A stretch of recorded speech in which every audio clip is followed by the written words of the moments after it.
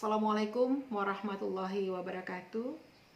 Yang saya hormati Bapak Ibu peserta pelatihan jarak jauh Diklat Teknis Substantif Pelatihan Publikasi Ilmiah Balai Diklat Keagamaan Padang. Perkenalkan saya, nama Agus Rida, Widya Iswara, Balai Diklat Keagamaan Padang. Bapak Ibu, pada kesempatan ini kita akan membahas tentang publikasi ilmiah pada forum ilmiah. Mata pelatihan publikasi ilmiah pada forum ilmiah, kompetensi dasarnya yaitu Bapak Ibu diharapkan mampu menyusun naskah publikasi berupa presentasi pada forum ilmiah. Untuk mencapai kompetensi tersebut, ada 4 aspek yang harus kita diskusikan. Yang pertama, pengertian presentasi pada forum ilmiah. Yang kedua, angka kredit dan bukti fisiknya. Yang ketiga, sistematika atau kerangka penulisan presentasi pada forum ilmiah dalam bentuk makalahnya. Kemudian, bagaimana nanti Bapak Ibu mampu menyusun makalah publikasi ilmiah berupa presentasi pada forum ilmiah. Bapak Ibu, ada 2 kata publikasi ilmiah. Kemudian ada presentasi pada forum ilmiah. Berbicara tentang publikasi berarti berbicara tentang pengumuman atau penerbitan. Sedangkan publikasi ilmiah menurut Kamus Besar Bahasa Indonesia yaitu publikasi berupa jurnal, kumpulan makalah, dan sebagainya yang bersifat ilmiah. Sedangkan menurut Dirjen GTK, publikasi ilmiah merupakan karya tulis ilmiah yang telah dipublikasikan kepada masyarakat. Secara umum, publikasi ilmiah dapat dimaknai sebagai upaya untuk menyebarluaskan suatu karya pemikiran seseorang atau sekelompok orang dalam bentuk laporan penelitian, makalah, buku, atau artikel. Bapak Ibu, publikasi ilmiah merupakan wujud profesionalisme seorang guru. Presentasi pada forum ilmiah merupakan kegiatan penyampaian gagasan ilmiah sebagai salah satu bentuk publikasi ilmiah. Presentasi pada forum ilmiah, hal ini dilakukan apabila seorang guru diundang untuk memberikan presentasi baik sebagai pemrasaran atau pembahas pada pertemuan ilmiah. Untuk keperluan itu, guru harus membuat prasaran ilmiah. Prasaran ilmiah merupakan sebuah tulisan ilmiah berbentuk makalah yang berisi ringkasan laporan hasil penelitian, gagasan, ulasan, atau tinjauan ilmiah. Bapak Ibu, kegiatan presentasi pada forum ilmiah, Bapak Ibu bisa sebagai atau menjadi pemrasaran atau narasumber pada seminar atau lokakarya ilmiah.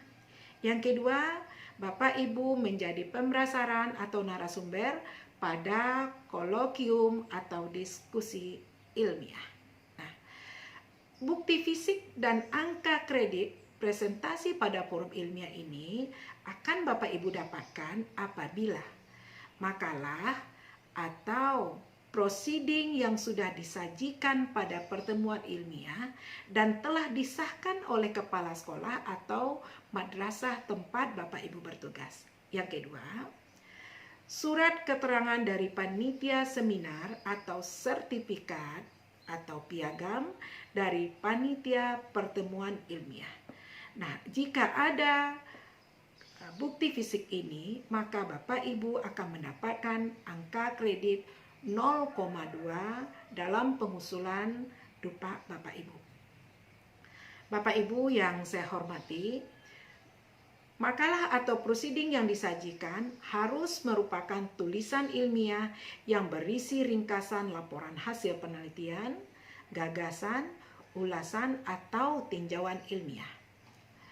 Untuk memperoleh angka kredit, maka isi makalah atau proceeding yang Bapak Ibu buat harus relevan dengan bidang pendidikan formal. Seperti masalah pembelajaran yang Bapak Ibu angkat dalam makalah Bapak Ibu, Yang kedua, tugas pokok guru pada satuan pendidikan sesuai dengan tugas Bapak Ibu yang bersangkutan. Artinya apa? Selain dua permasalahan ini, pertama masalah pembelajaran, yang kedua adalah tugas pokok Bapak Ibu, itu tidak bisa dihargai menjadi angka kredit. Bapak Ibu, untuk itu makalah yang Bapak Ibu buat nantinya betul-betul sesuai dengan masalah pembelajaran. Yang kedua, sesuai dengan tugas pokok Bapak Ibu dalam satuan pendidikan Bapak Ibu di mana Bapak Ibu bertugas. Artinya apa Bapak Ibu? Isi makalah di luar bidang tersebut tidak bisa dihargai atau diberi angka kredit. Sistematika makalah publikasi ilmiah, Bapak Ibu, kerangka isi makalah pada pertemuan ilmiah pada umumnya mengikuti ketentuan yang ditetapkan panitia pertemuan ilmiah atau disebut juga dengan aturan selingkungan. Tergantung siapa yang mengundang Bapak Ibu. Namun, secara umum Bapak Ibu terdiri atas 3 bagian. Yang pertama adalah bagian awal, yang kedua bagian isi, yang ketiga bagian akhir. Kalau bagian awal, Bapak Ibu itu ada memuat judul, keterangan tentang waktu pelaksanaan, kemudian penyelenggara dan tempat penyelenggaraan.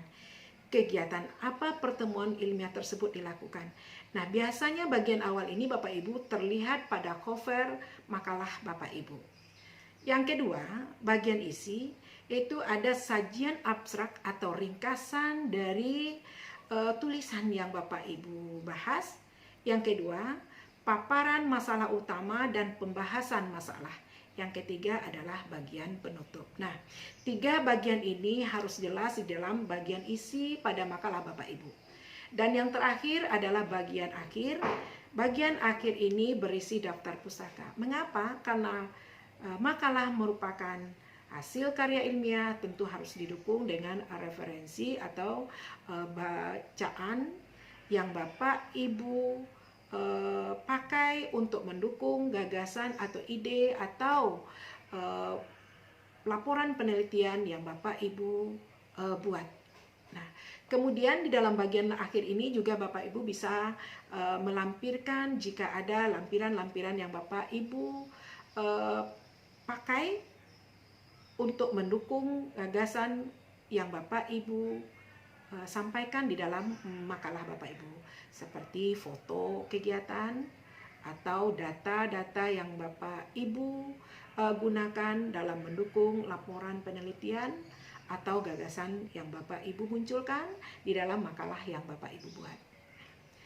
Bapak Ibu, itu pembicaraan kita tentang presentasi pada forum ilmiah. Terima kasih Bapak Ibu atas perhatiannya. Mudah-mudahan Bapak Ibu nantinya dapat melahirkan sebuah makalah yang akan Bapak Ibu presentasikan dalam forum ilmiah. Bapak Ibu, sekali lagi saya mengingatkan bahwa presentasi pada forum ilmiah ini bisa Bapak Ibu lakukan dalam forum MGMP atau KKG, tidak hanya dalam bentuk seminar secara umum. Terima kasih Bapak Ibu atas perhatiannya. Assalamualaikum warahmatullahi wabarakatuh.